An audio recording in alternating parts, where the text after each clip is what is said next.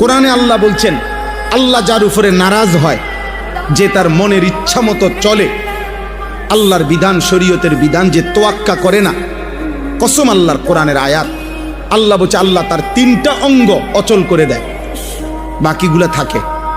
3 অঙ্গ আল্লাহ তাআলা যখন দেখে কেউ ধারাবাহিকভাবে আল্লাহর নাফরমানিতে টিকে আছে, মনের ইচ্ছে স্বাধীন মতো চলতেছে, তো আল্লাহ তাআলা বলেন, আমি বন্ধু নবীজিকে বলছেন, আমি তার 3টি অঙ্গ অচল করে দেই।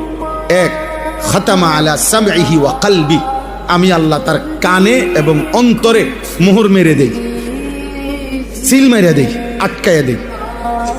ওয়া জাআলা আলা বাসারিহি গিশাওয়া, এবং আমি আল্লাহ তার চোখের সামনে পর্দা ফেলে দেই। এই 3 অঙ্গ, কান এবং অন্তর কি করে দেয়? মোহর মেরে দেয়। চোখের সামনে কি করে দেয়? পর্দা ফেলে দেয়। এবার আল্লাহ নিজে বলছে, ফামান ইয়াহদিহি মিন বাদিল্লাহ, আমি আল্লাহই যার কান বন্ধ করে দিলাম, চোখ বন্ধ করে দিলাম, অন্তর বন্ধ করে দিলাম, সিলগাইলা করে দিলাম। এবার বলেন তো বন্ধু, আমি আল্লাহকে বাদ দিয়ে তারে হেদায়েত দিবে কে? সে হেদায়েত কই থেকে পাবে? বাতে না খাইবে, বিল্ডিং এ না করবে, মাতবরি না করবে, আখেরাত মিলবে কই থেকে? আখেরাত মিলবে যে 3 অঙ্গে আমি তো এটা অচল করে দিছি। কারণ আমি দেখছি নাফরমান আজ 30 বছর আমারে ভুলে গেছে।